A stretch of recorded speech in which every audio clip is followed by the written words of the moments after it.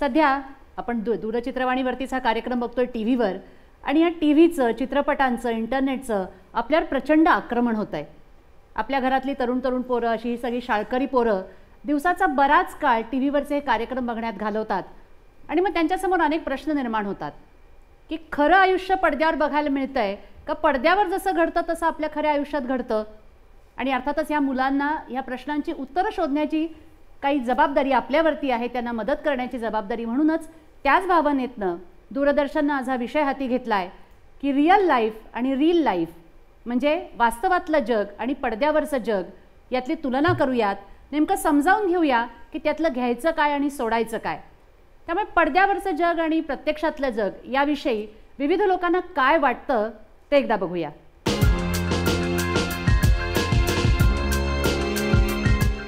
कोणता reality show तुम्ही बघता आणि का? कौन बनेगा करोड़पति. का? जनरल नॉलेज अच्छा बढ़ता है उससे. कोणता रियलिटी शो तुम्हाला असं वाटतं की बंद व्हावा? I think emotional अत्याचार on बिंदास टीव्ही should be discontinued. आपल्या घरी कोणता रियलिटी शो पाहिला जातो आणि का पाहिला जातो? एक्चुअली मुझे मैं नहीं देखती हूँ शोज, रियलिटी शोज. कोणता रियलिटी शो तुम्ही बघता आणि का? Mostly I watch any dance shows because like actually my daughter also watches along with me and that gives like you know certain like they get an idea. असा कोणता reality show आहे तुमच्या मते की जो बरोबर नाहीये आणि तो बंद व्हायला हवा? बिग बॉस रियलिटी शो है, वो बंद करना चाहिए क्योंकि उसके कपड़े और वो एक दूसरे का खाली द्वेष करते हैं. पहले अच्छे से बात करते हैं, बाद में उसकी पीठ पीछे बुराई करते हैं. तुम्हाला आठवतं का मालिकेच्या आधी डिस्क्लेमर असतं? काय असतं ते?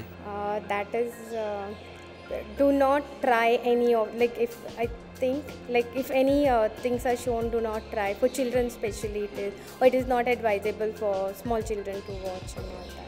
आपल्या घरी कोणता रियलिटी शो पाहिला जातो आणि का पाहिला जातो? मैं मेनली गाने के ऊपर में सारेगामापा वगैरह जो है उस टाइप के या डांसिंग शोज देखे जाते हैं और उससे क्या है थोड़ा सा बच्चों को मेन की किस टाइप से सामने जाके ये करना है स्टेज पे, स्टेज डेयरिंग, और इसके लिए वो देखने में इंटरेस्ट रखते हैं.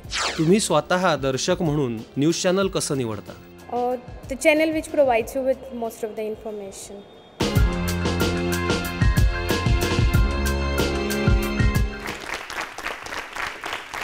शाळेमधली मुलं आहेत जी अत्यंत संवेदनक्षम अशा वयातली मुलं आहेत. टीव्ही बघत असतात, इंटरनेट बघत असतात, सिनेमे बघत असतात, त्याच्यावर विचारही नक्की करत असतात. म्हणजे नुसतंच बघतात आणि सोडून देतात असं नाही. आमचा विश्वास आहे तुमच्या पिढीबद्दल. त्यामुळे त्यांना या सगळ्याविषयी काय वाटतंय, त्याच्यातून काही त्यांच्या मनात शंका निर्माण झाल्या आहेत का, याची उत्तरं आपण तुमच्याच बरोबरीनं शोधूयात. पण त्यासाठी आपल्याला मदत करायला, आपल्याला मार्गदर्शन करायला तुमचे काही मित्र, ज्येष्ठ मित्र इथे आलेले आहेत. त्यांचंही स्वागत करूया. आपल्याकडे आहेत अनंत भावे, ज्येष्ठ पत्रकार आणि मुलांसाठी खास करून मोठ्या प्रमाणावर सध्या काम करतात. त्याचबरोबर तरुणांबरोबर मुंबई विद्यापीठात काम करणाऱ्या प्राध्यापक मुग्धा कर्णिक. नमस्कार.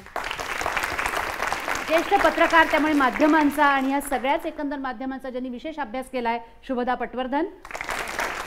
आणि आपण जे बघत असतो त्याचा आपल्या मनावर काय परिणाम होतो हे नेमकं माहिती असलेले डॉक्टर अजित दांडेकर, मनोविकार तज्ज्ञ आणि इतरही काही मित्रमंडळी, शिक्षक, पालक आहेत आणि तुमच्यासारखे या विषयाची चर्चा करायला उत्सुक असलेले आहेत. त्याविषयी नेमकं काहीतरी म्हणणं ज्यांना मांडायचे अशी मुलं आहेत. तुम्हा सगळ्यांचं याच्यामध्ये स्वागत.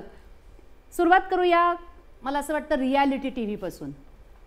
कारण शेवटी आपण विचार करतोय की रियालिटी कशी आणि रीलमध्ये काय दाखवतायत. तर रियालिटी टी व्ही म्हणजे बहुधा जसं घडतं तसं दाखवतात असं आपल्या प्रेक्षकांना तरी वाटतं. खरंच वाटतं का? काय वाटतं तुम्हाला की रियालिटी टी व्ही म्हणून जे आपण बघतो, नाचगाण्यांच्या स्पर्धा असतात किंवा एखाद्या घरात अनेक जण राहत असतात, ते कसे वागतात आपण बघतो, कोणीतरी प्रवासाला निघतं, हे काय असतात कार्यक्रम? तुला काय वाटतं त्याच्याविषयी? तू बघतेस अशा प्रकारचे कार्यक्रम? आवडतात तुला? दररोजच्या जीवनात काहीतरी वेगळं म्हणून बघायला फार मज्जा येते असं म्हणू शकतो. मज्जा वाटते. पण हे खरंच असं घडतं का? ती लोक एकमेकांची भांडतात, एकमेकांविषयी बरं वाईट बोलत असतात, हे सगळं खरं खरं असतं असं वाटतं तुला? नाही वाटत. इकडे कोण? तुम्हाला काय वाटतं? मला हे वाटतं की जसं दिसतं तसं नसतं. म्हणजे ते नक्की खोटं आहे अशी तुझी खात्री आहे? हां, ते मला वाटतं की सगळं स्क्रिप्टेड आहे. हां, पण मग आपल्याला दाखवतात रियालिटी टी व्ही म्हणून आणि मग असं सगळं खोटं खोटं लिहिलेलं, अभिनय केलेलं दाखवतात. एक प्रेक्षक म्हणून आपल्याला फसवतायत असं नाही वाटत? पसरतात, मला तेच वाटतं. हां. पण ते सगळं बघतात फक्त एंटरटेनमेंटसाठी. तुझी काही हरकत नाही फसवलं गेलं तरी. नाही. हां. आपल्याकडे मनोविकार तज्ज्ञ, मी मगाशी म्हणलं तसं डॉक्टर दांडेकर आलेले आहेत. प्रेक्षक काही एका अपेक्षेतून कार्यक्रम बघत असतात आणि ज्यावेळेला त्यांना रियालिटी टीव्ही म्हणून दाखवतात आणि आता हे मुलांनाही माहिती आहे की हे खरं खरं नाहीये, पण अशामुळे थोडासा गोंधळ त्यांच्या मनामध्ये होऊ शकतो. गोंधळ व्हायची शक्यता नक्कीच असते याच्यामध्ये. आणि मुख्य म्हणजे मला हे कळत नाही की जर हे खोटं खोटं हे माहिती आहे तर त्याच्यातून करमणूक नक्की काय होते. सांगणार का तुम्ही की काय करमणूक काय होते? तुम्ही म्हणलात एंटरटेनमेंट म्हणून बघायला हरकत नाही, कोणी सांगू शकेल का की काय तुम्हाला त्यातनं मिळतं, काय मजा काय येते जर खोटं आहे माहिती आहे तर? जे लहान मुलं असतात, सपोज आता आम्ही जर गाण्याचे कार्यक्रम किंवा डान्सचे कार्यक्रम बघितले तर वेगळ्या मुलांचं काय टॅलेंट आहे, त्याच्यामध्ये काय कसे गाऊ शकतात, ते कसे नाचू शकतात, ते सगळं आम्हाला बघायला मिळतं. अच्छा. लहान मुलं कसे वागतात ते सगळं बघायला मिळतं, त्यामुळे मजा वाटते. हां, अशी एक मजा त्यांची कल्पना आहे की करमणूक होते. म्हणजे काय होतं, हे गाण्याचे नाचाचे कार्यक्रम झाले, परंतु आपण असंही बघतो रियालिटी टी व्हीमध्ये की दुसऱ्या कोणाला तरी त्या कार्यक्रमातनं काढून टाकायचं असतं मतभेद देऊन, आणि मग त्यावेळेला काहीतरी कटकारस्थानं होतात आणि मग याच्याविषयी वाईट बोला, त्याच्याविषयी वाईट बोला, असंही त्याच्यामधनं अपेक्षा असते. आपल्याला घरी आपले आई वडील शिक्षक तर सांगत असतात कोणाविषयी वाईट बोलू नये. मग काय होतं अशा वेळेला, ते बघताना काय वाटतं? हां. इंडियन मेंटॅलिटीप्रमाणे जर आपण दोन वेगळ्या माणसांना भांडताना बघतो तर आपल्याला एक प्रकारची मजा असते असं मला वाटतं. कधी आपण समजा रस्त्यावर पण चाललोय, समजा कोणाचं भांडण चालू आहे, आपल्या सगळ्यांचे डोळे त्या माणसांवर असतात की काय भांडण चालू आहे, काय चालू आहे, कशामुळे झालंय. तर एक प्रकारे मला वाटतं की भांडणं आणि असं एका माणसाला काढणं हे बघून आपल्याला जरा आनंद होतो, एक हेक्टिक लाईफमधून एक ब्रेक भेटतो असं मला वाटतं. बरं. डॉक्टर दांडेकर, त्या भांडणाचं पर्यवसान जर मारामारीत झालं तरी गंमत वाटेल का रे? पण शेवटी तो एक रियालिटी शो आहे, सगळं स्क्रिप्टेड आहे, मारणं वगैरे तर कदाचित होणारच नाही.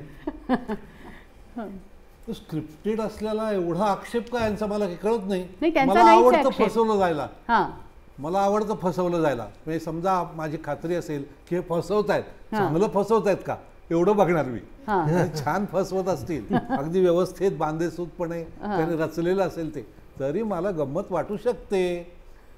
आणि गमतीसाठी मी बघतोय ना ते. ते स्क्रिप्टेड असतं आणि मजा येते. त्यांनी तेवढं ते मान्य केलेलं आहे. मला वाटतं त्यांच्या डोक्यामध्ये ती क्लिअर कन्सेप्ट आहे, ही खोटी खोटी रियालिटी आहे. हां, त्यामुळे आपल्याला त्याच्याविषयी फारशी काळजी करायची मला वाटतं गरज नाहीये. शुभदाताई, पॉझिटिव्ह साईड अशी बघायला पाहिजे की आज किती मोठ्या टॅलेंटला एक खूप चांगला स्कोप मिळतोय, त्या मुलांना एक चांगला प्लॅटफॉर्म मिळतोय, अशी बरीच मुलं पुढे गेलेली आहेत.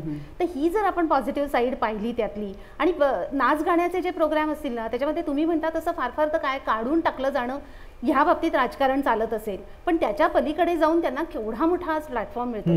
कोट्यावधी लोकांच्या पर्यंत पोहोचण्याचा हा एक खूप मोठा सक्षम असं व्यासपीठ आहे आणि त्याचा आपण निश्चितपणे उपयोग केला पाहिजे. आणि मग बघितलं तर बिघडतंय कुठे? नाही, बरोबर आहे. नाच गाण्यांच्या शोजमधून कदाचित त्या मुलांनाही उत्तेजन मिळतं, बघणाऱ्यांना आनंद मिळतो, परंतु इतरही प्रकारचे आपण बघतो ना जिथे कदाचित गर्लफ्रेंड बॉयफ्रेंड एकमेकांवर चिटिंग करतायत का असं सुद्धा काय काय दाखवतात, भांडणं कशी लागतात, किंवा मी मगाशी म्हटलं तसं एका घरात अनेक जणांना कोंडलंय आणि मग ते एकमेकांशी कसे भांडतात.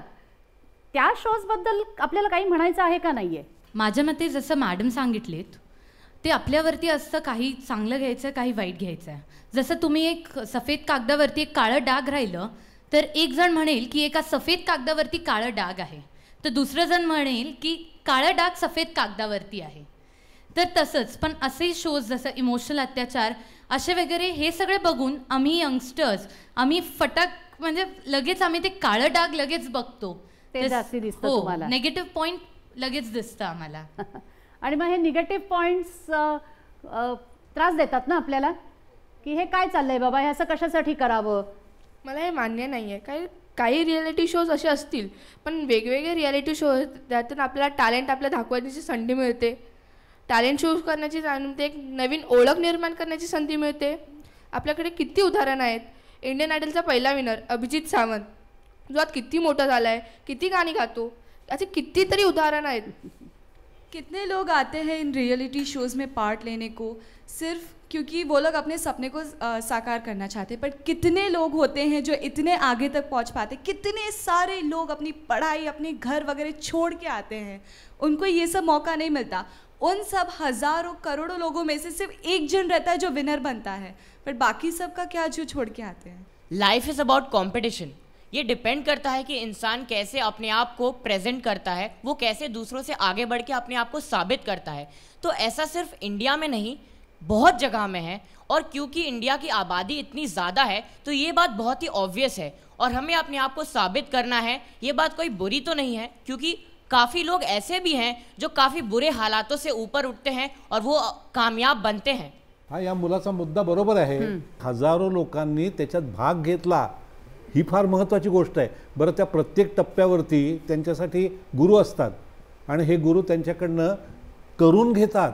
गाण्यांची तयारी, नृत्याची तयारी वगैरे करून घेण्याला खूप महत्त्व आहे आणि या प्रकारची मेहनत तुम्ही विद्यार्थ्यांनी करावी अशी अपेक्षा या सगळ्या निर्मात्यांकडून असते, आमचीही असते।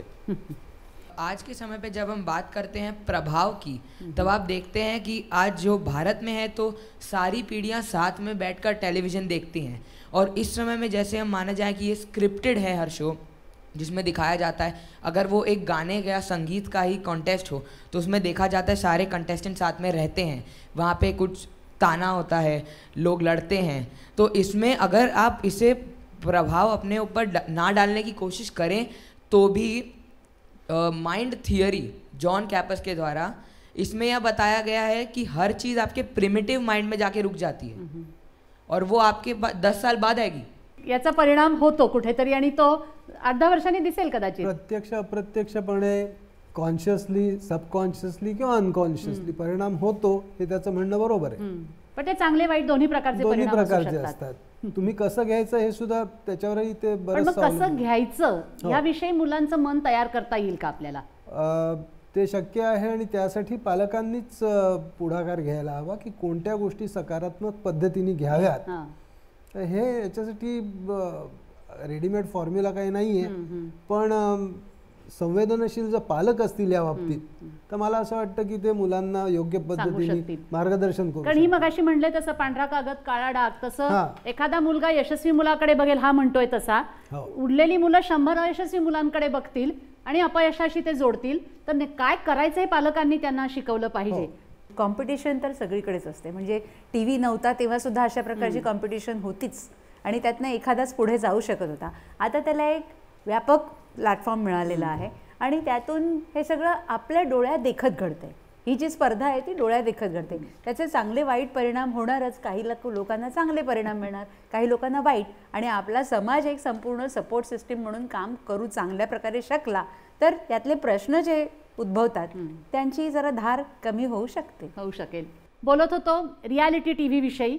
मोठा विषय आहे, परंतु त्याच्यामधले काही मुद्दे अनेक मुलांना अजूनही मांडायचे आहेत, पण एका शिक्षकांनाही त्याविषयी काही बोलायचं आहे। मला लग्न ह्या विषयावर जे रियालिटी शो दाखवतात, तर ही जी लग्न दाखवतात ती लग्न किती टिकतात, कितपत ते खरी असतात? कारण मुलं हा कार्यक्रम खूप इंटरेस्टने बघत असतात, त्यांना त्यामध्ये भरपूर आनंद मिळत असतो बघताना। म्हणजे वैवाहिक जीवन एकंदर खूप गंभीरपणे विचार करण्याची गोष्ट आहे, परंतु त्याचा करमणुकीचा कार्यक्रम झाल्याने शुभदाताई काय मुलांवर परिणाम होतो? लग्न जी ठरवली जातात त्याच्यामागे खूप मोठी प्रोसेस असते। हे असं स्वयंवरासारखं हे करून वगैरे, पण कसं झालंय ना की आजकाल म्हणजे पूर्वीचा TRP आणि आताचा काय TVT ज्याला म्हणतात की ह्याच्यामध्ये लोक इतके वाहवले जातात आणि मग ज्या कार्यक्रमाला, मग तो कितीही मूर्खपणाचा कार्यक्रम असू दे, त्याच्यामध्ये कितीही मूर्खपणा दाखवला जात असू देत, पण प्रेक्षक तो अत्यंत चवीचवीने बघतात। आणि अशा वेळेला मला असं वाटतं की पालकांची, म्हणजे ह्या मुलांच्या दृष्टिकोनातून मी बोलतेय की पालकांची भूमिका महत्त्वाची असते। पालकच जर घरामध्ये ते कार्यक्रम बघत असतील तर मुलं ऑब्व्हियसली बघणारच ना। मग टॅलेंट शो आणि एंटरटेनमेंट शो आणि त्याच्यातला मूर्खपणाचा एंटरटेनमेंट शो ह्याच्यामध्ये आपण बायफर्केशन करायला शिकलं पाहिजे आणि आपण नेमकं काय बघायचं, आपण मुलांना काय दाखवायचं। आणि तुम्ही मुलंही काही अगदी इतकी सरळ साधी नसता, तुम्हाला पण हे सगळं बघायला आवडतं, मगाशी यांनी सांगितलं तसं, पण ह्याच्यामध्ये आपण आपला म्हणजे तुम्ही अजून थोडे लहान आहात, परिपक्वता किंवा वैचारिक परिपक्वता ह्या सगळ्या गोष्टींच्या किंवा ह्या टर्म्सपर्यंत जाण्या इतपत तुम्ही अजून मोठे झालेले नाही आहात, पण तुम्ही ह्याच्यातनंच शिकणार आहात की आपण काय बघायचं आणि काय बघायचं नाही हे तुम्ही ठरवायला पाहिजे. खूप उतावेळ झाली ते तुमच्या ह्याच्यावर काहीतरी मत व्यक्त करायला. बोल. पर मेरा इसमें यह मानना है कि अगर आप देखे जाएं तो आज भारत की 35 से ज़्यादा प्रतिशत पॉपुलेशन जो है वो हम युवाओं से भरी पड़ी है, और अगर आप 1 या 2 को यह बात बताएं वो 5 को बताएंगे, बट 5 में से सिर्फ 3 ही उसे लेंगे, बाकी 2 से यही सोच के एक कान से सुनेंगे दूसरे से निकाल देंगे. और जैसा कि आपने कहा बाइफर्केशन करना, आज के परिवार में न्यूक्लियर फैमिली का ये जो एक नया चलन आया है, जिसमें आप देखते हैं कि दादा दादी घर पे रहते नहीं हैं, माता पिता होते हैं, वो आज की महंगाई के कारण काम पे चले जाते हैं, बच्चे हैं 2 बच्चे या 2 भाई. मैं अपना एग्जांपल देते हुए कहता हूँ, मेरा भाई और मैं घर पे.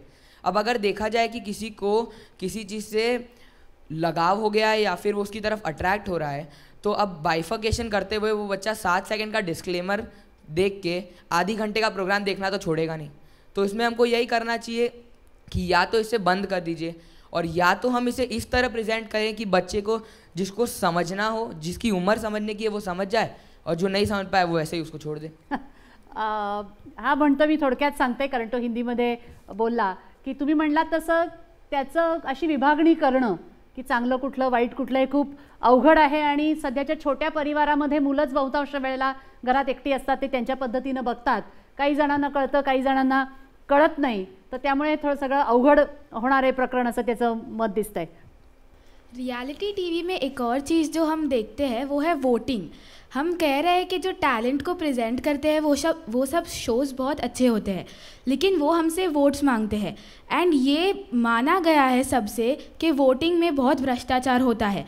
जिनके लिए हम वोट करते हैं, एक SMS के 5-5 रुपये देते हैं, अगर वो जीते तो ठीक है, बट वो तो फिक्स्ड ही रहता है कि कौन जीतने वाला है. एंड वो ऑडियंस को कहते हैं कि वोट कीजिए, वो उससे पैसे कमाते हैं एंड ऑडियंस को धोखा देते हैं. भावे सर, या सगळ्याचा अर्थकारण त्यांनी आणलंय पुढे. नाही ते तर खरंच आहे, परंतु मला स्वतःला ते ठीक वाटतं. म्हणजे मला स्वतःला ना फसवलं जाणं आवडतं मुळामध्ये. हा भाग सोडा. मगाशी या शुभदा मॅडमने असं म्हटलं की तुम्ही लग्नाचा इतक्या गंभीरपणे विचार करत असाल. मला स्वतःला असं वाटतं की तुम्ही मैत्री या गोष्टीचा अधिक विचार करत असाल. मी तुमच्या एवढा होतो ना तेव्हा तुमच्यापेक्षा खूप लहान होतो. तुम्ही खूप समजदार आहात, आणि इतके समजदार आहात की या सगळ्या विषयाचा अधिक चांगला विचार तुम्ही करत असणार असा मला विश्वास वाटतो. आणि त्यामुळे तुम्हाला अशा काही स्वयंवर सारख्या कार्यक्रमांचा धोका नाही वाटत. इंग्रजीमधलीच म्हण आहे बरं का, की सडकं अंड अख्खं खावं लागत नाही, ते सडकं आहे समजण्यासाठी. बरोबर आहे ना. हातात घेतलं की समजतं, किंवा चुकून तोंडात घातलं तर लगेच समजतं, अख्खं खात बसायला लागत नाही. तसं तुम्हाला जे कार्यक्रम वाईट वाटतात ते बंद करून टाकायच्या. प्रत्येकाला अक्कल असली पाहिजे.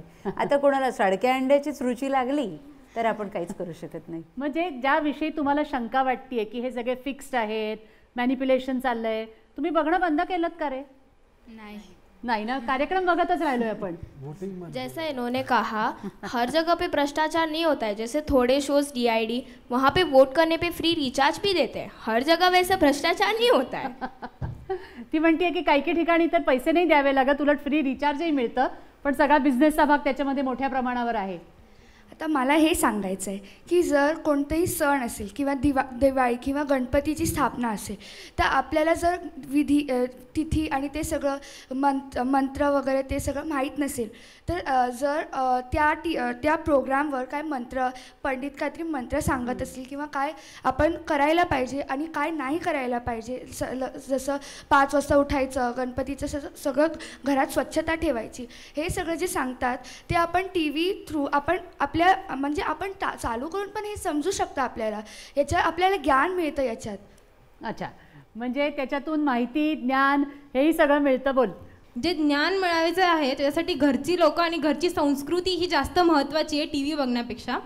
आणि दुसरी गोष्ट महत्त्वाची, जशी मॅडम बोलल्या की परिपक्वता आमच्यात अजून नाही आली आहे, पण हा काळ आहे ज्याच्यामध्ये आम्हाला परिपक्वता येते. म्हणजे आमच्या डोक्यात जे बिंबवलं जातंय, जे टाकलं जातंय, तेच आम्ही पुढे जाऊन बघणार आहोत किंवा पुढे जाऊन करणार आहोत. त्यामुळे मला असं वाटतं की TV आताची जी खूप मोठी जी फॅशनमध्ये चाललेली गोष्ट आहे, त्याचा खूप मोठा फायदा किंवा नुकसान हे कसं व्हायचं नाही आपल्यावर असतं. आणि त्याच्यामध्ये पालकही महत्त्वाचा रोल असं प्ले करतात असं मला तरी वाटतं. त्यामुळे पालकांनी अशी काळजी घेणं खूप आवश्यक आहे की मुलं काय बघतायत काय नाही बघतायत, किंवा जे बघतायत ते त्यांच्यासाठी किती फायद्याचं आहे आणि किती नुकसानाचं आहे. तुझ्या आईवडिलांनी सांगितलेलं तू ऐकतेस सगळं? हो नक्की. कारण का मला माहिती आहे ना की परिपक्वता अजून माझ्यात आली नाही आहे. अरे वा. डॉक्टर दांडेकर. नाही, हा एक चांगला मुद्दा उपस्थित केला आहे की त्याच्यापासून काहीतरी आपल्याला माहिती मिळते. तंत्रज्ञान हे कधीच चांगलं किंवा वाईट नसतं, आपण कसा वापर करून घेतो त्याचा ह्याच्यावरती त्याचा चांगलेपणा किंवा वाईटपणा ठरतो. जसं अणुशक्ती ही चांगल्या कामासाठी वापरता येते आणि त्याचा अणुबॉम्बसुद्धा बनवता येतो. चाकू त्याने आपण फळही कापू शकतो किंवा भोसकू शकतो कोणाला तरी. तर तंत्रज्ञान हे वाईट किंवा चांगलं नसतं, आपण कसा त्याचा वापर करून. आणि म्हणूनच तुम्ही जास्तीत जास्त ह्या बाबतीत सेन्सिटिव्ह होऊन चांगले कार्यक्रम जे तुमच्या ज्ञानामध्ये भर घालू शकतील, तुमची वैचारिक आणि भावनिक पातळी वाढवू शकतील, परिपक्व तुम्हाला करू शकतील, अशा प्रकारचे कार्यक्रम तुम्ही आयडेंटिफाय करायला पाहिजेत आणि ते तशा प्रकारचे कार्यक्रम बघायला पाहिजे. इकडे मागे तुला काही बोलायचं आहे? मगाशी इकडे विचारलं की वोटिंगमध्ये भ्रष्टाचार होत नाही, पण आपण इकडे उपस्थित असलेला खूप लोक आहेत, तर ह्यांच्यापैकी नक्की कोण वोटिंग करतं का वोटिंग हा खरंच एक विषय आहे का हे असंच असतं? तुम्ही कोणी केलंय वोटिंग अशा प्रकारच्या कॉम्पिटिशन्समध्ये? केलंय वोटिंग? इथे तरी कोणी करत नाही आहे. हे वोटिंग असलेले, रियालिटी असलेले नसलेले असे फक्त भारतातल्याच चॅनल्समधले कार्यक्रम बघायला लागतात असं नाही. आपण आपल्या घरात TV असतो तेव्हा आपल्या घरात जग आलेलं असतं. त्यामुळे तुम्ही फक्त आपल्याकडच्या रियालिटी शोज आणि एंटरटेनमेंटचा विचार न करता पलीकडच्या एंटरटेनमेंटचा सुद्धा विचार करता का? कारण एक रियालिटी शो मला असं माहिती आहे म्हणून मी तो स्पेसिफिक की हल्ली मुलं जाडी होत चाललेली आहेत, घरामध्ये जेवण बरोबर केलं जात नाही, असा एक कार्यक्रम एका पाश्चिमात्य देशामध्ये दाखवला गेला आणि त्याचा खूप चांगला परिणाम मिळाला. लोक घरामध्ये ताजं अन्न शिजवायला लागले, त्या मुलांची वजनं मॉनिटर करून त्यांना खाली खाली आणायला लागले, त्याचे दुष्परिणाम काय होतील ते पाहायला लागले. किंवा तुम्ही डिस्कवरी चॅनलवरती खूप इंटरेस्टिंग कार्यक्रम बघत असाल जे रियालिटी असतात, तर त्याचाही तुम्ही कधी विचार करता का की तुम्ही खरोखरी फक्त या सेलिब्रिटी सेंट्रिक अशा कार्यक्रमांमध्येच जास्त गुंतलेला आहात? सांगा पटकन, मॅडमच्या प्रश्नाचं उत्तर द्या की अशा प्रकारचे कार्यक्रम बघितलेत का तुम्ही? कार्यक्रम कुठल्याही गोष्टीची एक पॉझिटिव्ह बाजू असते, एक निगेटिव्ह बाजू असते. आता ह्याचा आपल्यावर आहे की आपण ते कुठल्या दृष्टिकोनातून बघतो ते. आता डिस्कवरी चॅनल किंवा तुम्ही असे काही वैचारिक पातळीचे चॅनल बोलत आहेत किंवा ज्याच्यामध्ये जास्त संवाद विसंवादाचे चॅनल असतात, ते आपल्यावर असतं की आपण कसं बघावं. खूप असे चॅनल आहेत ते मुलांच्या मनात काहीतरी खोटारडेपणा असं जास्त जन्म द्यायला सुरुवात करतात किंवा लहान मुलांच्या मनात कशी खोटी भावना टाकली जाईल ह्याचा प्रयत्न करतात. पाहिलेच का तुम्ही? ते पाहिले? त्या म्हणतात त्या प्रकारचे चांगले काही कार्यक्रम तुला आठवतात की पटकन आपण बघितलेत? इकडे तुम्ही कोणी बघितलेत का असे कार्यक्रम की जे रियालिटी TV आहेत पण तुम्हाला असं वाटतं की नाही खरोखरी छान कार्यक्रम आहे, तिला सांगायचं आहे? चांगले पण रियालिटी कार्यक्रम असतात.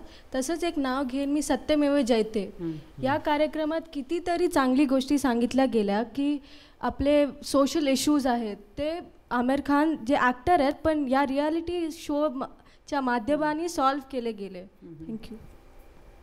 आता मला हे सांगायचं होतं की मी उत्तर सांगितलं होतं की हे मी गणपतीचं जे असतं तर त्यांनी सांगितलं की हे सगळं आपल्या घरात म्हणजे आपल्या घरात जे असतात त्यांची संस्कार याच्यावरती अवलंबून असतं. पण खूप घरी म्हणजे माझ्या स्वतःच्याही घरी माझे आजी आजोबा दुसरीकडे राहतात, माझे आई वडील राहतात. दिवसात काय माझे आई वडील कामाला जातात, मी शाळेतून येते तेव्हा म्हणजे आपल्याला लाईक आजी आजोबा सांगायला नसतात, काय खूप काही आजी आजोबा नसतात. तर हे सगळं आपण कुठून आता हे करायचं, म्हणून हा रियालिटी शोज आहे जिथून आपल्याला मिळू शकतं. असे काही शोज आहेत की TV आजी आजोबांचं काम करतात असाही मुलांना अनुभव येतोय. ह्या सगळ्या मुलांच्या बोलण्यामध्ये एक असा उल्लेख आला की पालकांनी सांगावं आणि मग त्याच्याप्रमाणे आम्ही बघावं. पण आता त्याची खरं खूप गरज राहिलेली नाही आहे. आपण जेव्हा लहान होतो तेव्हा आपल्याला फक्त जे काय पालक सांगतील, जे काय शिक्षक सांगतील तेवढं आम्ही मान्य करत होतो. पण आता तुम्हा मुलांना इतके चॅनल्स आहेत की ज्याच्यातनं तुम्हाला सगळं दिसत असतं, समोर काय आहे आणि त्याच्याप्रमाणे तुम्हीही ठरवू शकता की हे बघायला हवं आहे आणि हे बघायला नको आहे. त्यामुळे पालकांपेक्षा सुद्धा ना मला असं वाटतं की तुम्ही सगळी हुशार आहात, तुम्ही सगळी विचार करणारी मुलं आहात. तुमची पिढी ही अनेक गोष्टींना एक्सपोज झालेली आहे. त्यामुळे तुम्ही स्वतःचा हा निर्णय घ्यायला आता शिकलं पाहिजे. तुम्ही पालकांवर आणि शिक्षकांवर अवलंबून नाही राहिलं पाहिजे. मला असं वाटतं आपण रियालिटी टी व्हीकडून जो खरोखरी काल्पनिक म्हणजे ज्या आपल्या वेगळ्या सिरियल्स असतील ज्याच्यामध्ये कल्पनेतूनच सगळं अवतरलेलं असतं आणि तसं आपल्याला सांगितलेलं असतं, हे काही खरं खरं नाही आहे. म्हणजे तुम्ही म्हणता तसं डिस्क्लेमरही असतो की कोणाशी साधर्म्य आढळल्यास तो योगायोग समजावा, आणि तेही आपण प्रचंड मोठ्या प्रमाणात बघत असतो. तर हे जे आपण मालिकांच्या मागे मालिका असंख्य बघत असतो, तर त्यातल्या तुम्हाला जाणवलेल्या आणि न आवडलेल्या गोष्टी कोणत्या असं तुम्ही सांगू शकाल का? की हे काय दाखवतायत बाबा, हे काही खरं असं असतं का? असं काही जाणवलंय कधी? ओके, सांग बरं. आपण भारतात राहतो, हर एक भारतातली नारीचं एक म्हणजे दिनचर्या बनून गेलेलं आहे की 7 वाजेपर्यंत ती सगळं आपला स्वयंपाक संपवणार आणि 7 वाजल्यानंतर सिरियलचे पूर्ण लाईन चालू होतात. तर मग मला असं खरं खरं का टीव्हीवर? टीव्हीवरती असं दाखवतात टीव्हीवर नाही, म्हणजे असं एक टीव्हीमुळे बाईची दिनचर्या बदलली आहे. बरं, मग त्याच्यामुळे असं म्हणजे नाही, हे जे रिअल नाही आहे, ती बाई सिरियलमध्ये 24 तास दागिने घालून हेवी क्लोथ्स घालून म्हणजे सगळे कपडे घालून ती राहते असं नसतं. झोपताना सुद्धा ती पूर्ण एकदम वरतून ते खालती एकदम छान दिसत असते. हे तुला जाणवतं की हे काही खरं नसतं? आणखी देखिए, हम चाहे जो भी कहे, जाकर आखिरकार तो हम टीवी के सामने ही बैठने वाले हैं. तो इसलिए ये बात ज़रूरी है कि हम सब जाने कि जो हम देख रहे हैं वो हमारी ही पसंद है. और वैसे भी कौन ऐसा टीवी शो देखना चाहेगा जिसमें लोग आम लोगों की तरह नाइट ड्रेस पहन के सोते हैं. त्याला असं म्हणायचं आहे की आपल्याला माहिती आहे की हे सगळं खोटं आहे, तरी आपण बघणार आहोत. आणि त्याचं असं म्हणणं आहे की आपल्याला छान छान कपडे घातलेली छान छान लोक दिसतात म्हणून आपण बघतो ना. घरातल्यासारखी अवतारातली लोक जर टीव्हीवर दिसायला लागली तर टीव्ही कोण बघेल, असं त्याचं म्हणणं आहे. डॉक्टर दांडेकर, मला सगळ्या मुलांना एक प्रश्न विचारायचा आहे की मनोरंजनासाठी टीव्ही व्यतिरिक्त ते काय काय करतात? अच्छा, खूप मोठा प्रश्न आहे, महत्त्वाचा प्रश्न आहे की आपण मगाशी म्हणालो की टीव्ही हे मनोरंजनासाठी तुम्ही बघता, पण टीव्ही हेच एक मनोरंजनाचं साधन आहे का आपल्यासाठी, का इतर काही आहे? मी म्हणजे इंटरनेटवरती काय बघते किंवा मी खेळायला जाते किंवा मी सॉंग्स असे ऐकते. अच्छा, आणखी कोणी काय करतं मनोरंजनाकरता, एंटरटेनमेंटसाठी? तुम्ही तुमची काही हॉबी असेल ती परस्यू करू शकता. म्हणजे समजा तुम्हाला म्युझिकमध्ये काही इन्स्ट्रुमेंट आवडतं तर तुम्ही ते प्ले करू शकता, किंवा मग तुम्हाला कुठल्या स्पोर्टमध्ये रुची आहे तर ते जाऊन खेळू शकता. तुमचे जे इंटरेस्ट आहे. तुम्ही सगळेजण एंटरटेनमेंटसाठी म्हणून फक्त टीव्हीचा नाही ना वापर करत? आजी आणि आई मालिका लावून बसलेले आहेत, त्यामुळे ते एकदम बोर असतं, सगळी रडारड असते, त्यामुळे आम्ही खेळायला आलेलो आहोत. असं तुमच्या घरी कधी होतं का? असं होतं की आपण नाही मालिका बघायची, आजीला आईला बघू दे, आपण आपलं त्याच्यापासून लांब जाऊया, होतं ना सगळ्यांच्या घरी? हां, बोल तुला. हो, असं होतं. आणि सगळ्यात महत्त्वाची गोष्ट म्हणजे काय, ज्या सिरियल असतात ना, ते दुसऱ्यांचे विचार असतात जे ते आपल्यासमोर मांडतात. आणि माझा असा विश्वास आहे की तुम्ही स्वतःचे विचार स्वतःसमोर मांडा, चित्र काढा, गाणी बनवा, लिहा, वाचा, कविता करा. दुसऱ्यांचे विचार आपण बघण्यात काय अर्थ आहे सांगा? अच्छा, म्हणजे असं हिच्याशी सहमत आहात का तुम्ही की दुसऱ्यांनी कोणीतरी लिहिलेले कोणाचे तरी संवाद कुठल्या तरी पात्राच्या तोंडी त्याच्यापेक्षा आपलं आपण करावं ना? बरोबर आहे, पण काय दुसऱ्यांचे विचारही आपल्याला समजतात. त्यांचं कसं त्यांचं विचार करण्याची पद्धत कशी आहे, दुसरे लोक कसं विचार करू शकतात याचंही आपल्याला जाणीव येते. त्यामुळे त्याच्याकरता तरी पाहाव्यात मालिका, कळतात विचार आपल्याला. हां, आणि जर आपल्याला ती मालिका आवडत नाही तर खाली एक डिस्क्लेमर येतो की तुम्हाला जर ह्या कार्यक्रमाविषयी काही कंप्लेंट आहे तर तुम्ही त्या रजिस्टर करा. आपल्यापैकी कोणी ते अजूनपर्यंत केलंय का, मला हे विचारावंसं वाटतं. केलंय कोणी? तिच्या प्रश्नाला उत्तर काय इकडे कोणी केलेलं आहे की नाही कार्यक्रम आवडला, आक्षेपार्ह वाटतंय म्हणून आपला अधिकार प्रेक्षकाला म्हणून जो अधिकार दिलेला आहे तो वापरलाय का? ते डिस्क्लेमर पण 7 सेकंडचं असतात, ते पण कोण बघणार, ते किती लोक त्यांना पढायला पण टाइम नाही भेटत. काय म्हणजे आपलं काय नियमाने करायचं म्हणून ते केलं जातं कदाचित. पण हे जे कंप्लेंट्स आहे ते सतत फ्लॅश होत राहतं ॲडव्हर्टाइजमेंटमध्ये सुद्धा. बरं, तर जरूर तुम्ही त्याची नोंद घ्या आणि खरोखरी काही अजिबात आवडलं नाही तर तुम्हाला एक अधिकार दिलेला आहे, त्याचा बघा वापर करून. मेरा ये मानना है कि जैसा कहा दूसरों के विचारों को अपने विचारों से मिलाकर एक कुछ नया बनाना, तो मैं बोलूँ तो सीरियल्स और रियलिटी शोज़ में हमें किसी और के विचारों को छोड़कर सिर्फ $1 मिलियन क्लब के बारे में पता लग सकता है, और जिससे हम जान सकते हैं लिव लाइफ किंग साइज। उसमें अगर आप किसी को एक आईफोन बदलते हुए देखें, आईफोन 5 से 5S, या फिर किसी को एक नई गाड़ी लेते हुए देखें जो उसमें घूमता रहता है, और हम देखे जाएं तो ऐसे लगता है कि कोई काम पर नहीं जाता, सब अपने घर में ही इतने बिजी हैं, तो आप अपना घर चलाते कैसे अंत में?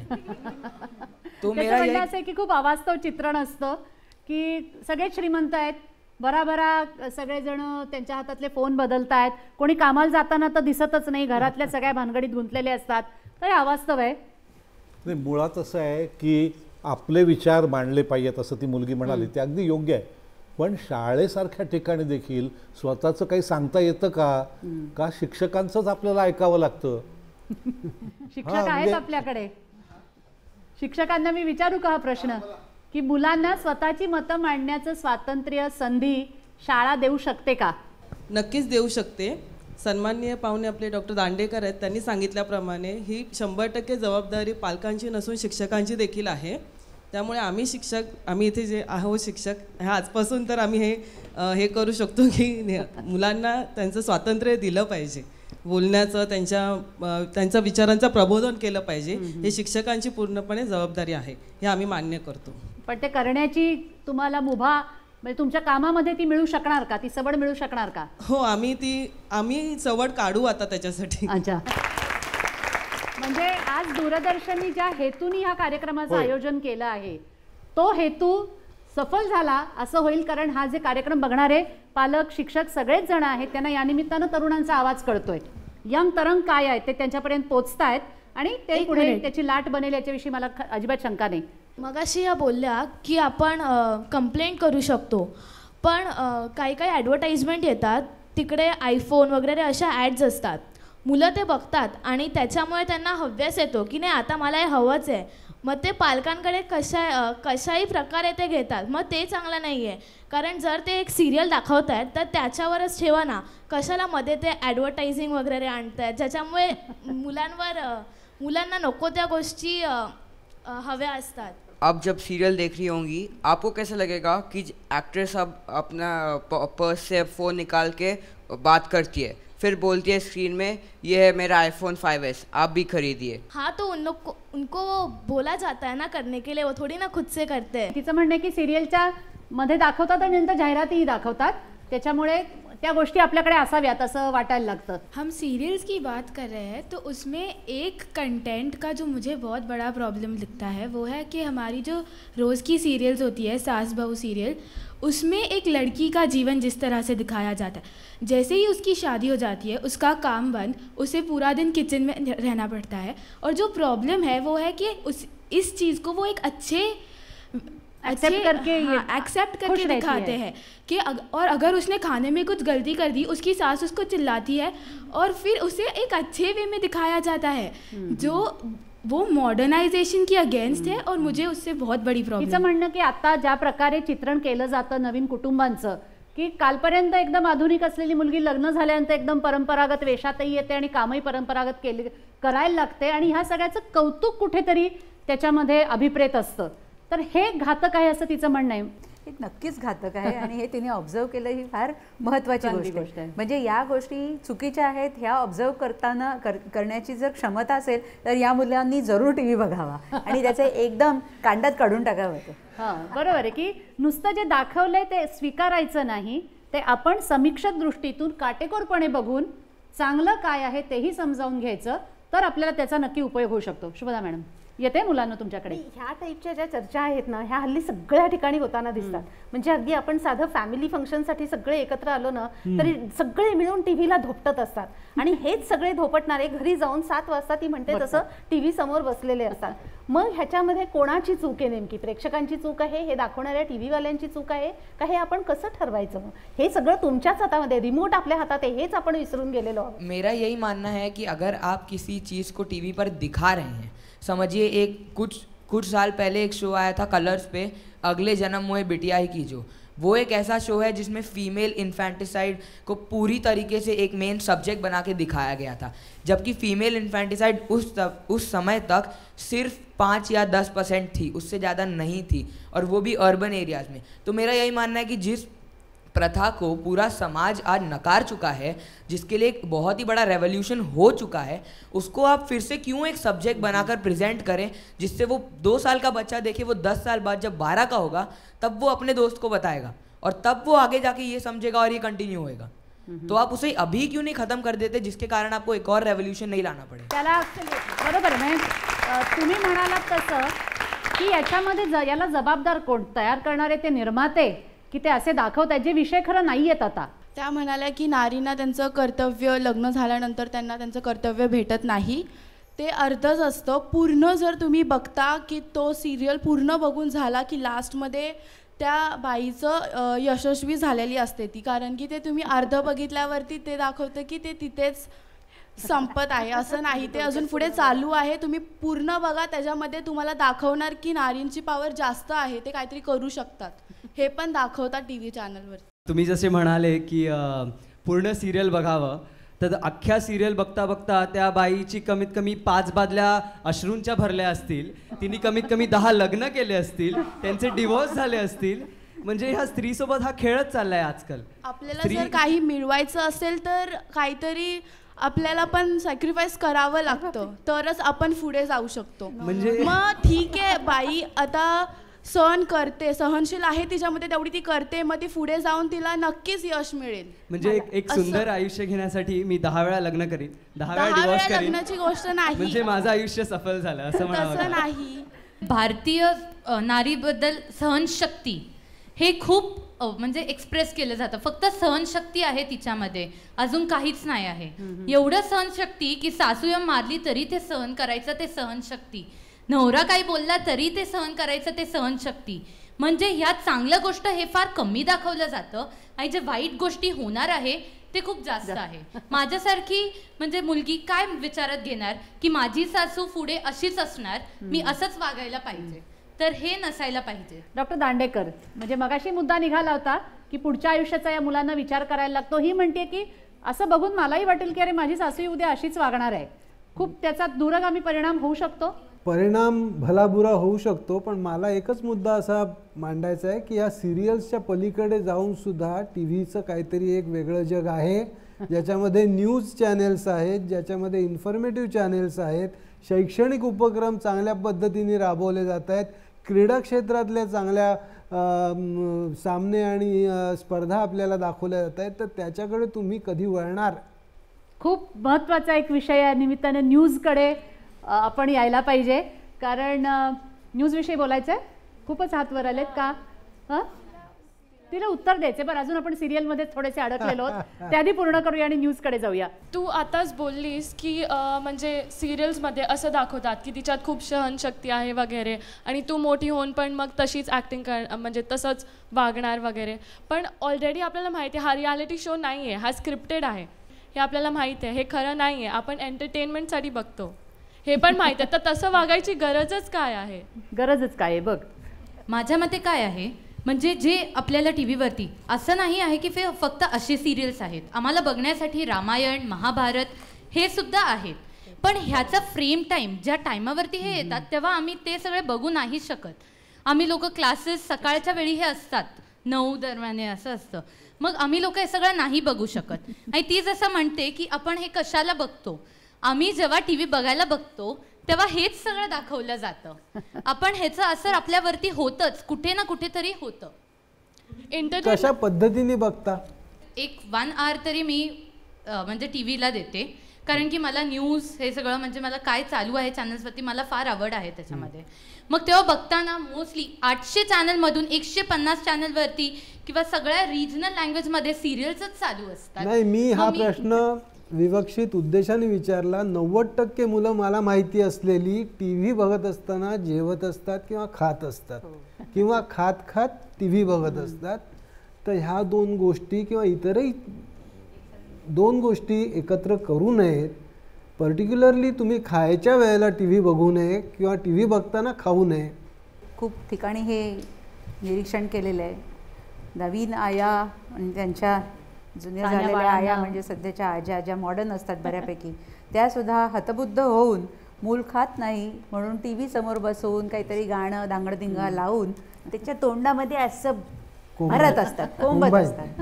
हा एक टीव्हीचा दुसरा दुरुपयोग केला एक जातो, मिनिट पण तो आपण अर्थात आपल्या हाती आहे. प्रेक्षक मित्राकडे जाऊया.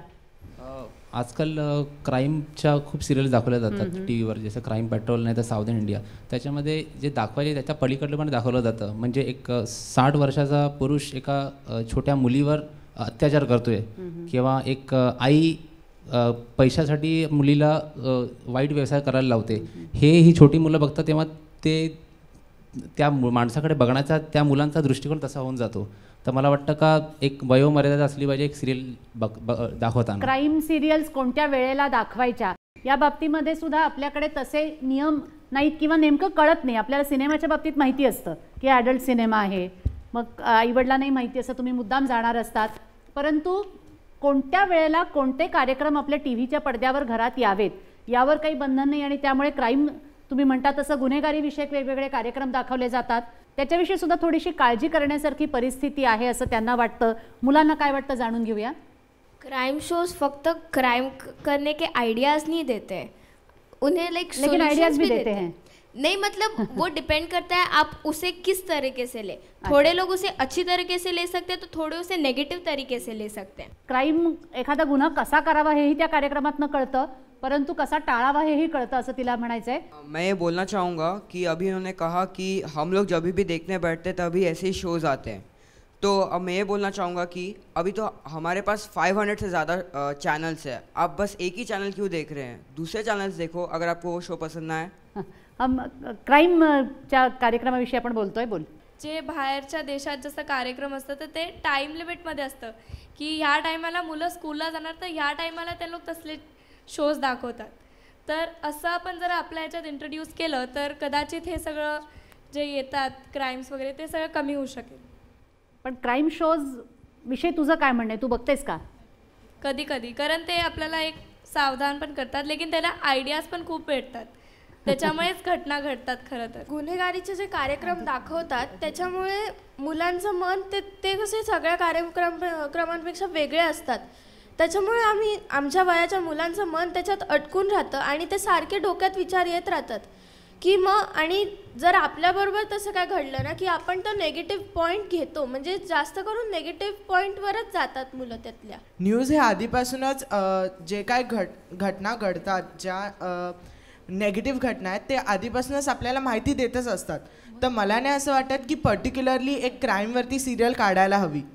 क्राईम सिरियलच्या शेवटी आपल्याला सोल्युशन मिळतं की काय होणार, आपण असं केलं तर आपल्याला काय होणार, आपण जेलमध्ये जाणार, आपल्यावर काय होणार हे आपल्याला कळतं. आणि तसंच तुम्ही बोलता की चोरांना म्हणजे क्राईम करताना दाखवतात की अशा टेक्निक्स, पण पोलिसांना पण देतात ना टेक्निक्स, त्यांना पण कळतं मी तुम्ही कसे पकडले जातात चोरांना, त्यांना एक आइडिया मिळते. अच्छा, कुछ क्राइम शोज ऐसी होती है जिसे टेलीविज़न पे नहीं दिखाया जा सकता, लेकिन क्योंकि बच्चे भी देखते हैं, लेकिन वो फिर भी अवेयरनेस के लिए बहुत इम्पॉर्टेंट होती है. तो ऐसे में सेंसर बोर्ड क्यों नहीं अपना काम करता? टी व्हीवरती सेन्सर कुठलेही कार्यक्रम होण्यापूर्वी सेन्सरशिप असावी की नाही, कशा प्रकारे ती अंमलात आणावी, या सगळ्याचा महत्त्वाचा एक मुद्दा आहे. आपले मार्गदर्शक त्याविषयी सांगू शकतील. सेन्सरशिप वगैरे असो नसो तो मुद्दाच नाही, तुमच्या हातात आहे ना सेन्सरशिप. हातामध्ये जर तुमच्या तो आहे रिमोट, रिमोट आहे, तर त्या रिमोटच्या सहाय्याने तुम्हीच सेन्सर आहात आणि तुम्ही काहीही करू शकता, बघूही शकता आणि बघणं टाळूही शकता. किंवा मग अशी म्हणाली तशी तक्रारही करू शकता जर आपल्याला खूप गंभीर वाटलं एखादं काही त्यातला कार्यक्रम. तर एक 25 वर्षापूर्वी परिस्थिती वेगळी होती. दूरदर्शन, नॅशनल नेटवर्क एकच पर्याय होता, एकच चॅनल दिसत असे. तेव्हा हा प्रश्न व्हॅलिड होता की कोणत्या वेळेला काय दाखवायचं. आता 1760 चॅनल्स आहेत, इथली आहेत, तिथली आहेत, पलीकडची आहेत, अलीकडची आहेत. अशा वेळेला आपण आपलाच निर्णय काय तो आपला चॉईसच ठरवायला पाहिजे आणि हे करायला पाहिजे. सेन्सरवरती तुम्ही किती अवलंबून राहणार, आणि ते करत असतात बिचारे आपलं काम. नाही, एक मिनिट, वाहिन्या या जर जाहिरातींवरती चालतात असं म्हणतात, तर ह्या जाहिराती इतक्या प्रक्षोभक असतात, इतक्या आक्षेपार्ह असतात, आणि ही मुलं त्या जाहिराती बघतात आणि जाहिरातींबद्दल त्यांचा फार आक्षेप दिसत नाहीये, त्यांना मजा वाटत असावी. विचारूया ना आपण मुलांनाच विचारूयात की वेगळ्या विषयाकडे चाललोय बरं का आपण. आता क्राईम मधनं बाहेर या. ज्या जाहिरातींवरती हे सगळ्या चॅनल्स चालतात, दर 10 मिनिटं झाली की जाहिरात येते, प्रचंड प्रमाणात आपण जाहिराती बघतो. त्या जाहिरातींविषयी तुम्हा तरुण मुलांना काय वाटतं? मेरा ये मानना है कि जो आज के एड्स हैं उनके हिसाब से किसी चीज़ को बेचने के लिए वो नई एडवर्टीजमेंट कर रहे हैं, बट जो लोग हैं आज उस चीज़ को इस तरीके से किसी ह्यूमन की नेसेसिटी बना देना चाहते हैं कि वो आदमी ना चाहते हुए भी उसे अपनी इज्जत के लिए, अपने समाज में अपनी इज्जत के लिए वो खरीदनी ही पड़े.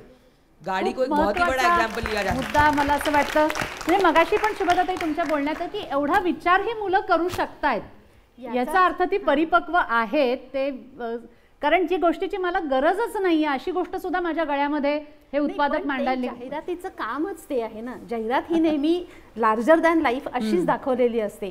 पण आत्ताची पिढी, मी म्हटलं तसं की आत्ताची पिढी ही फार वेगळी आहे आणि त्यांच्या ज्या डोक्यातल्या कल्पना असतात ना त्या खूप परिपक्व झालेल्या असतात आणि त्यामुळे त्यांनी दाखवलं, जाहिरातवाल्यांनी दाखवलं म्हणून लगेच आपण केलंच पाहिजे असं कशाला आपण समजायचं.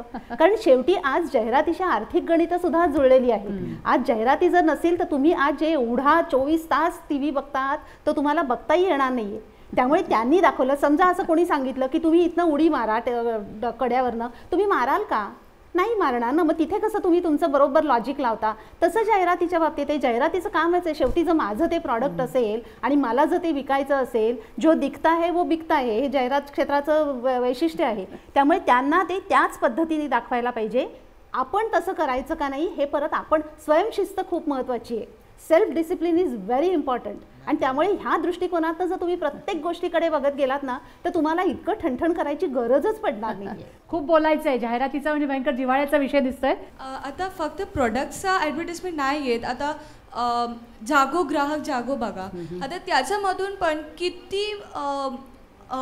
कितने औरतों को बताया गया है कि कैसे अपना ख्याल रखना चाहिए ड्यूरिंग प्रेगनेंसी, कैसे अपना और कितने सारे लोगों का बताया है कि कैसे स्लम्स एरिया रहता है, कितने लोगों को कैसा हाइजीन चाहिए, सब कुछ. मतलब सिर्फ प्रोडक्ट्स का एडवर्टाइजमेंट नहीं आता है, हर चीज़ जागो ग्राहक जागो जैसे एडवर्टाइजमेंट्स भी आते हैं. जाहिरातींमध्ये ज्याला सामाजिक उपक्रमांच्या, सामाजिक सेवेच्या, पब्लिक सर्व्हिस ॲडव्हर्टायझिंग म्हणतो तशाही असतात आणि त्याचाही परिणाम आपल्याला दिसत असतो.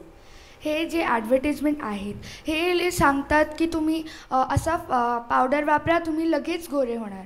हे आपल्यावरती की आपण किती त्याला अंमलात आणतो. जे त्यांनी सांगितलं मला ते बरोबर वाटतं, ते खूप बरोबर आहे. पण ते ॲडव्हर्टाइजमेंटचं हे म्हणजे आपल्याला जसं हवं तसंच आपल्याला करायला पाहिजे. ॲडव्हर्टिजमेंटची बेसिक आयडिया आहे की तुम्हाला एक ब्रेक मिळतो. जर एका 30 मिनिट्सच्या प्रोग्राममध्ये ब्रेक दिलाच नाही तर मग आपण तिकडेच बसणार. जे ॲडव्हर्टिजमेंटचा टाईम असतो तो ॲक्च्युली एक ब्रेक असतो. गरजेचं नाही कि तुम्ही बसूनच त्या टीवीवरती काय चाललंय ते बघत रहा. और एडवर्टाइजमेंट्स की बात जब हो ही रही है तो हमें ये भी पता है कि काफ़ी कम्युनिटीज़ में लोग चिल्लाते हुए कहते हैं कि मेरा प्रोडक्ट ले लो, इससे आपके बाल 2 दिन में आ जाएंगे. न्यूज़पेपर्स में विज्ञापन आते हैं. तो ये सब भी तो एक तरह का एडवर्टाइजमेंट है. और जैसा कि कहा गया कि जागो ग्राहक जागो, incredible India, in types K add आते हैं. तो यही तो हमारा ओपिनियन है. हम यही तो कहना चाहते हैं कि ये कितने अच्छे हो सकते हैं और इससे लोगों में जागरूकता भी फैल सकती है. मला असं म्हणायचं आहे की जाहिरात कशाची करावी लागते की जी गोष्ट फारशी उपयुक्त नाही आहे किंवा आवश्यक नाही आहे अशाच गोष्टीची सगळ्यात जास्त जाहिरात करायला लागते आणि जीवनावश्यक वस्तूंच्या जाहिराती फारशा आपल्याला दिसत नाहीत. तर हा एक महत्त्वाचा मुद्दा मला असं वाटतं सगळ्या मुलांनी लक्षात घेण्यासारखा आहे की सौंदर्य प्रसाधनं ह्याची सगळ्यात जास्त जाहिरात असते. जाहिराती बघताना ज्यार्थी एखाद्या वस्तूची जाहिरात होतीये त्यार्थी ती आपली फारशी उपयोगाची नाही. एवढा साधा मंत्र मला असं वाटतं लक्षात ठेवावा असं तुम्ही म्हणताय. मागे बोला तुम्ही. पण हे छोट्या मुलांना कसं समजावं. माझी मुलगी आता 5 वर्षाची आहे आणि ती एखाद दुसरी जाहिरात बघते आणि तिला ते प्रॉडक्ट हवं असतं पण ते तिच्यासाठी युजफुल नसतं. तिचे केस खूप छोटे आहेत आणि ती म्हणते मला क्लिनिक प्लस पाहिजे म्हणजे माझे केस खूप मोठे होतील. पण मी तिला कसं समजावं की शॅम्पूने केस तुझे मोठे होणार नाहीत. मुलांच्या मनावर या जाहिरातींचा खूपच परिणाम होतो असं मला तरी वाटतं. म्हणूनच तिथे खरं पालकांची भूमिका महत्त्वाची ठरते. अशा पद्धतीने सांगायचं. समजावून सांगण्यासाठी खूपसं मटेरियल अनेक ठिकाणी उपलब्ध असतं. थोडं आपण वाचन वाढवायचं की खरोखरी केस कशाने वाढतात हे तिला तुम्ही लॉजिकली समजावून देऊ शकता. ते द्यायचा प्रयत्न करा. कसं देऊ समजावून तेच समजावून घ्यायचं. कसं आपण समजावून द्यायचं ह्याचं शास्त्र असतं ते समजावून घ्यायचं आणि सांगायचं. बच्चों का एग्जाम्पल है. वैसे ही हम बोल रहे हैं कि हमारे भारत में ज़्यादातर लोग अशिक्षित हैं. हम शिक्षित लोग हैं, हम जानते हैं ये सच में होता है नहीं होता है, हम एंटरटेनमेंट के लिए देख रहे हैं या सच मान रहे हैं. बट जो अशिक्षित लोग हैं वो तो सब कुछ सच मानकर ही बैठते हैं. वो एडवर्टाइजमेंट सच मानते हैं और सीरियल सच मानते हैं. अशिक्षित म्हणजे शाळेत न गेलेली मुलं असतील, माणसं असतील पण ती शहाणी नसतात असं नाही हं. ती बरोबर शहाणी असतात. त्यांना माहिती असते शहाणपण जे आवश्यक आहे ते असतं त्यांच्याकडे. बोल. ते शहाणपण कदाचित खूप शिकलेल्या लोकांच्या मध्ये नसू शकेल एक वेळ. पण about ads also, like commercial ads, it is finally business. आता बिझनेस त्यांना करायला लागतो कारण की नंतर त्यांचा प्रोडक्ट सेल नाही होणार. तर I don't think there is any problem असं मला वाटत नाही की जाहिरातींमध्ये काही प्रॉब्लेम असं तिला वाटत नाही. You want to counter that? पूर्वीच्या काळी कसं माहितीये, दंतमंजनाची ॲड आहे ना म्हणजे फक्त दात दाखवायचे आणि ती पेस्ट दाखवायची. आता काय माहितीये का, डिओची ॲड तर घोडा दाखवतील, मग सिनरी दाखवतील, मग काय संबंध, उगतच काही वाढवायचं म्हणून वाढवत बसायचं का? असं नाहीये ना, मुद्द्यावर या, मुद्द्याचं बोला. अच्छा, जाहिरात कशी करायची याची सुद्धा मुलांची काही मतं दिसत आहेत. मैम मैं आपको कहना चाहूँगा, आपने जैसे बोला self control is important for a person to buy a product और नॉट, वो किसी की प्रोडक्ट खरीदने पे डिपेंड करता है. But truth be told ma'am, it is a fact कि आज का जो समाज है, अगर किसी के पास एक गधा हो और उसके साथ चले वो, तो वो बोलेगा कि इसे गधा यूज़ करना नहीं आता. अगर वो उस पर बैठ के चले तो वो बोलेगा कि ये गधा है, गधे पे बैठ के चल रहा है. तो बात ये हो जाती है कि इस चीज़ में अगर 10 में से 9 के पास ये हो, और आज के कॉम्पिटिटिव समाज में जब देखा जाए तो हमेशा एक बंदा जो है जिसके पास नहीं है वो चीज़, वो अपने आप को इन्फीरियर फील करेगा. और आज का जो मोटो है, जो प्रेजेंट जनरेशन और समय का motor is live life king size. तो मैं यही मानता हूँ कि लोग हमेशा यही कोशिश करेंगे और इसी से ये धंधा चलता है. एक्चुअली इसमें ना एक रुका हुआ फैसला नाम का एक सिनेमा आया था, बहुत जुनी फिल्म है वो. तो उसमें एक आदमी अगेन्स्ट 11 माणसं, एका माणसाच्या विरोधात 11 माणसं होती. तो एक माणूस 11 जणांचं मत बदलतो. त्यामुळे तिथे परत आपली भूमिका महत्त्वाची आहे की इतर गध्यांवर गाढवावरनं बसून चाललंय, लेट देम गो. पण इथे मी काय करायचं आहे हे मी ठरवणार आहे, because it is my life. त्यामुळे परत तेच म्हटलं की परत आपण सेल्फ डिसिप्लिन पाशी येतोय. मला ना थोडं ॲडव्हर्टायझिंगच्या बाबतीत एक थोडा वेगळा मुद्दा असा सांगायचा आहे की advertising is a very creative field. आणि आत्ता हिनी सांगितलं तसं अलीकडे खूप विचित्र जाहिराती बघायला मिळतात की कुठल्याही ह्याच्यामध्ये बाईचा विचित्र वापर केलेला असतो वगैरे वगैरे. पण एक काळ असा होता की ॲडव्हर्टायझिंग पीकला होता आणि ज्यावेळेस अत्यंत सुंदर अशा ॲडव्हर्टाइजमेंट्स येत होत्या आणि ज्या बघायला खरंच मजा यायची, कारण इट्स अ व्हिज्युअल मीडियम. आणि काही सेकंद म्हणजे 30 सेकंदाचे ॲड करण्यासाठी आज केवढे पैसे खर्च करायला लागतात. त्यामुळे तिथे सगळं कॉन्क्रीट जो स्टोरी प्लॅन असतो तो कॉन्क्रीट असावा लागतो. आणि अशा ह्याच्यामध्ये ना ॲडव्हर्टायझिंग खरंच खूप छान असतं. आत्ताच्याही ह्याच्यामध्ये काही ॲडव्हर्टाइजमेंट्स ह्या खरंच रिलीफ असतात, त्या खूप छान असतात. आणि मला तरी असं वाटतं, म्हणजे मी तरी निदान तो जो ब्रेक असतो ना ॲडव्हर्टायझिंगचा, तो मी अत्यंत मनापासून बघते. प्रत्येक वेळेस नाही बघणार, इतर वेळेस ती म्हणते तसं की चला काही कामं राहिलेली असतील तर ती पण त्या वेळात करून येतात, खरंच तो ब्रेक असतो. नाहीतर आपण अक्षरशः 30 मिनिटाला उठणार सुद्धा नाही तिथनं. पण अशा दृष्टीने जर तुम्ही ॲडव्हर्टाइजमेंट्सकडे पाहिलं तर तो एक वेगळा पर्स्पेक्टिव्ह मिळू शकतो. दरअसल में इसी फील्ड में काफ़ी लोगों की रोजी रोटी भी जुड़ी हुई है, काफ़ी लोग इसी फील्ड से एम्प्लॉयड हैं और लोग इसी फील्ड से अपना रोजी रोटी कमाते हैं. और ऐसा भी देखा जा सकता है कि हम सभी के घर में काफ़ी सारे प्रोडक्ट्स हैं, तो हमें कैसे पता चला कि हमें ये प्रोडक्ट खरीदना चाहिए? वो एडवर्टिजमेंट्स के ही थ्रू पता चलता है. और एक तरह से एडवर्टिजमेंट्स अपनी बात को दूसरों के सामने रखने का एक जरिया भी है.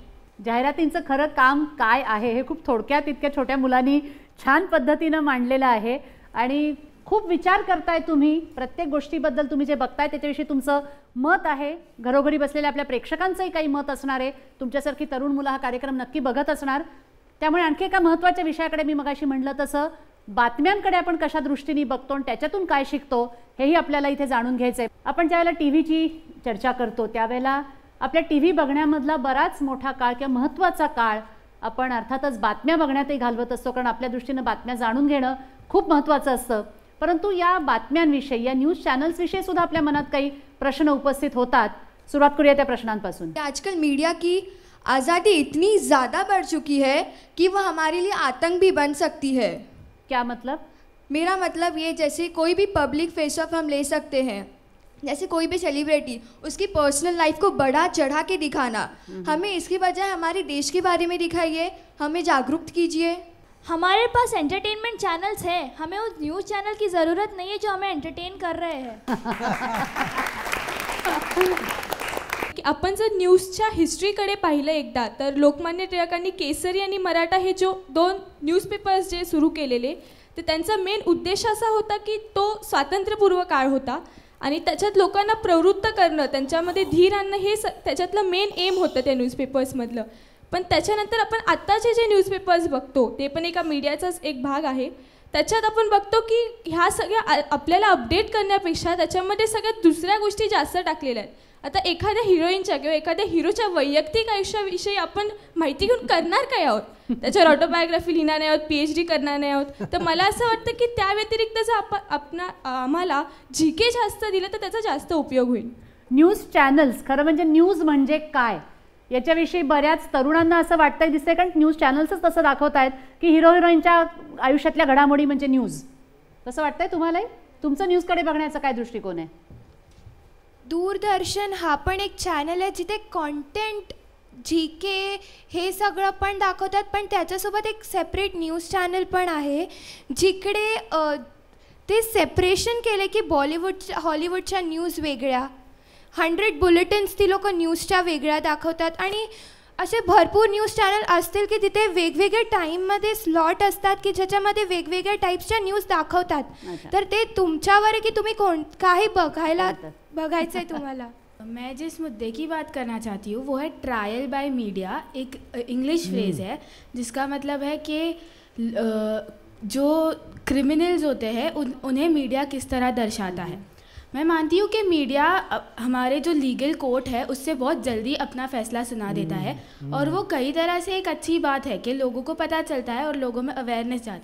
लेकिन कई बार ये इल्ज़ाम झूठे साबित होते हैं कोर्ट में, तभी तो मीडिया जाकर किसी को सॉरी नहीं बोलता है ना. तो और अगर बोलता भी है तो शायद किसी न्यूज़पेपर के कॉर्नर में बोलता है. जितना खुले में उन्होंने उनकी बेइज्जती की थी उस तरह से सॉरी नहीं बोलता है.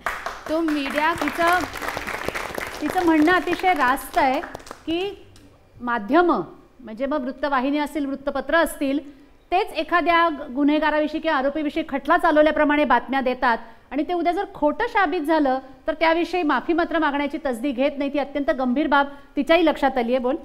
न्यूज़ आजकल हमारे डेली लाइफ में बहुत इम्पॉर्टेंट हो गया कि हम अपडेटेड रहें, मगर आजकल छोटे छोटे खबरों को इतने बढ़ा चढ़ा के दिखाया जाता है कि ज़्यादातर news channels to the point दिखाने से ज़्यादा अपने TRP के लिए दिखाते हैं. तो हम व्यूअर्स, मेरा बस यही कहना है कि व्यूअर्स को कैसे मालूम पड़ेगा कि कौन सा न्यूज़ फेक है और कौन सा एक्चुअली रियल है जिस लेवल पे वो दिखाते हैं. विश्वासार्हता या सगळ्या वृत्तवाहिन्यांची आपण कशी जोखायची, आपण प्रेक्षकांनी, हा प्रश्न एका तरुण प्रेक्षकाला पडतो, याची दखल घेण्यासारखी खरं म्हणजे ही बाब आहे.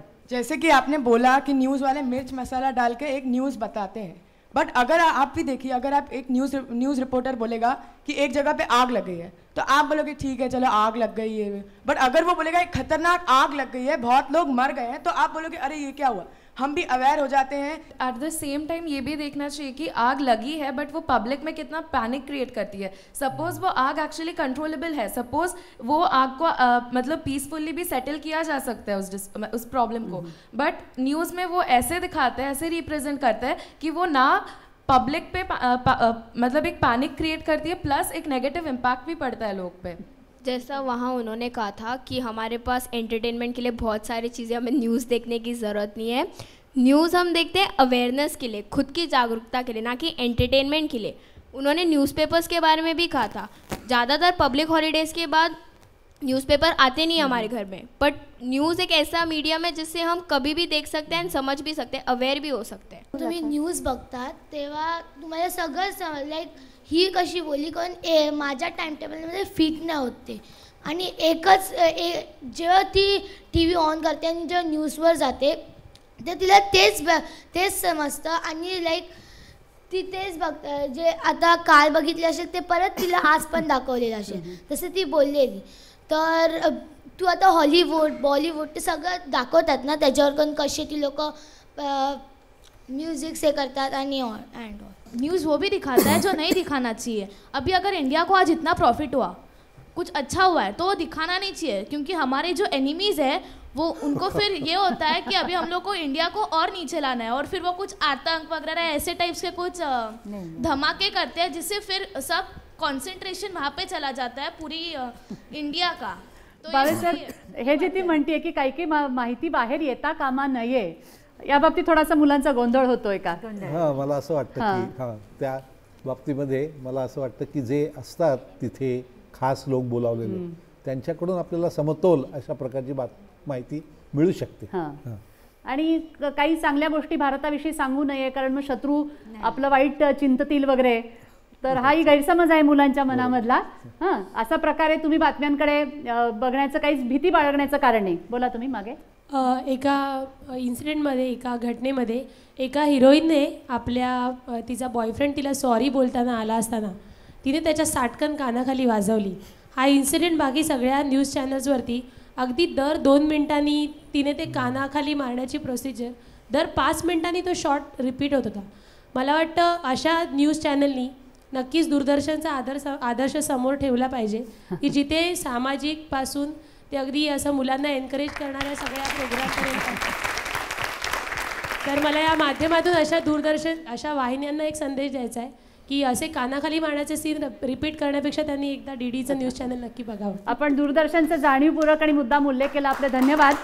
कारण आजही दूरदर्शननीच हा महत्त्वाचा विषय हाती घेतलेला आहे की आपण टेलिव्हिजनकडे कशा दृष्टीनं बघायला पाहिजे आणि विशेषतः तरुण मुलांनी कशा दृष्टीने बघून जबाबदार नागरिक व्हावं.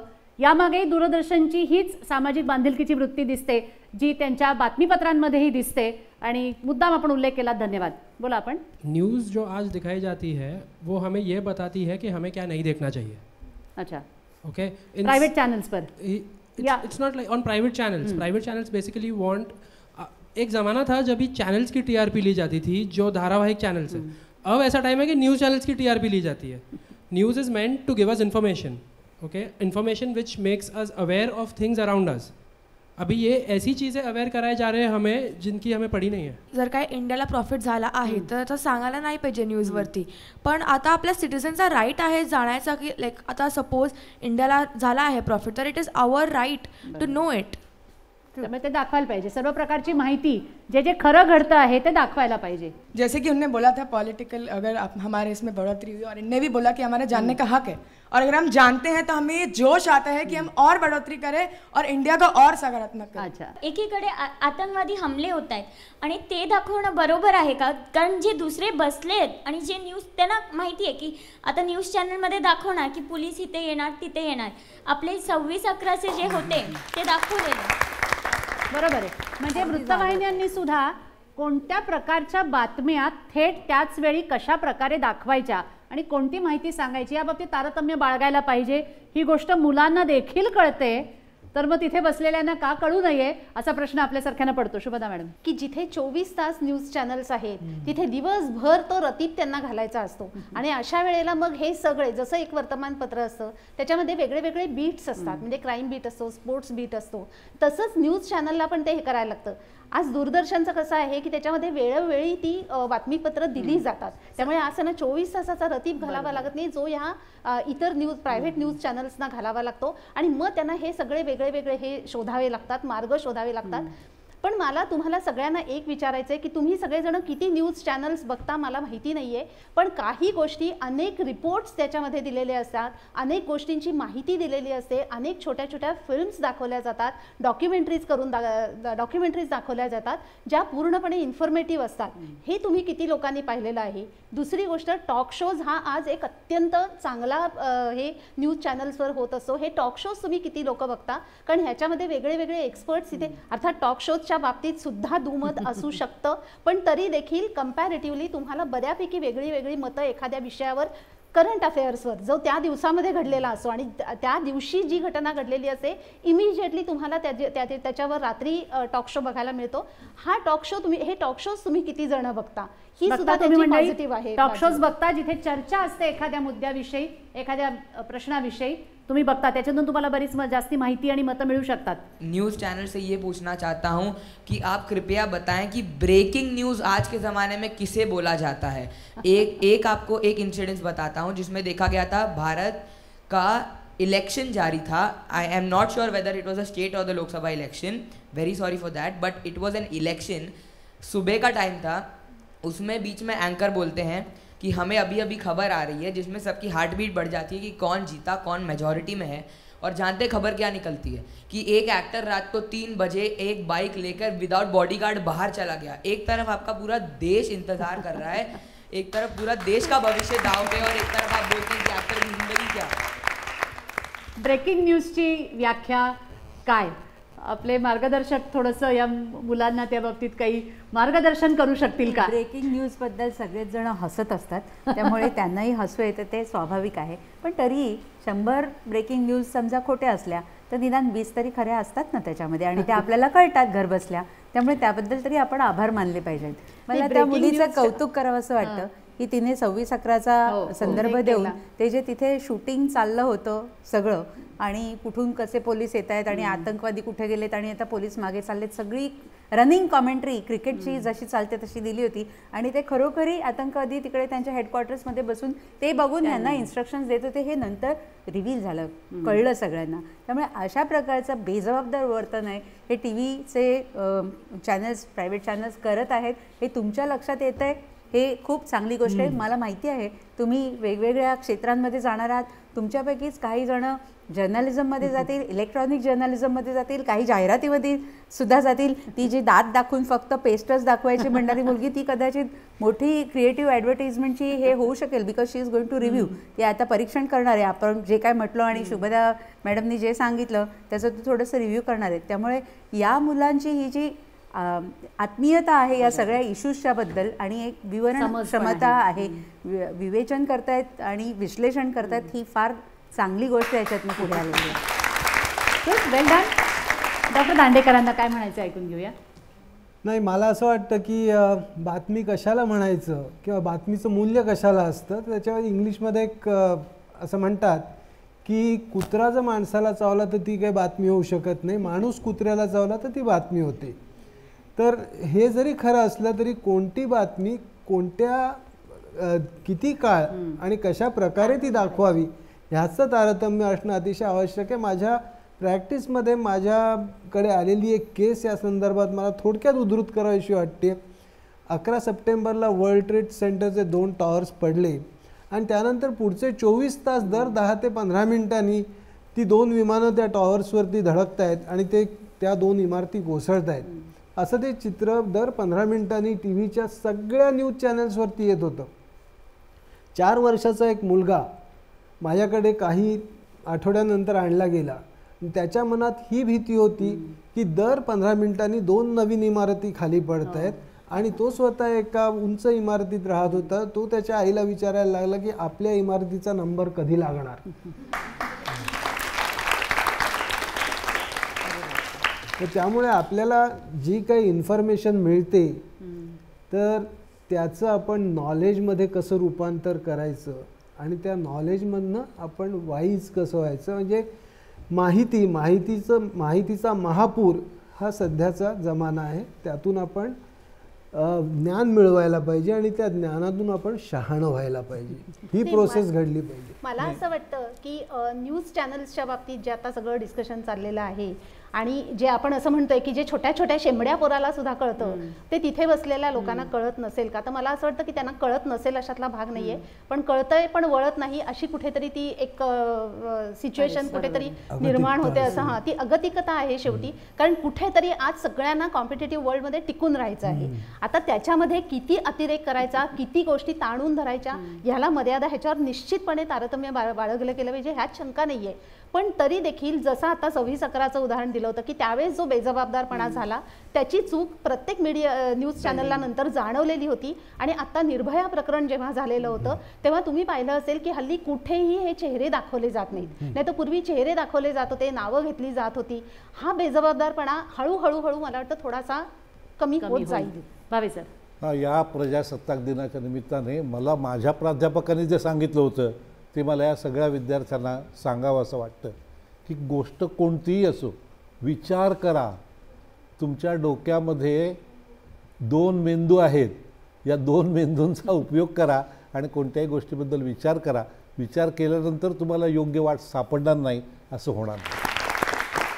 आपण आता भावे सरांनी जो विचार मांडला, त्यांच्या प्राध्यापकांनी त्यांना सांगितलेलं जे त्यांनी आपल्याला सांगितलं तोच धागा घेऊन आपण पुढे जाऊया. कारण आपल्या चर्चेचा उद्देशच मुळी मुलांना विचार करायला लावणं हाच होता. केवळ इथल्याच मुलांना नाही तर आपली चर्चा घरोघरी बघणारी जी मुलं असतील आणि त्यांचे पालक, या सगळ्यांनी चर्चा करावी, एकमेकांमध्ये परस्परांमध्ये चर्चा करावी की जे आपल्यासमोर पडद्यावर येतं आहे ते आपण कशा प्रकारे स्वीकारायचं आहे.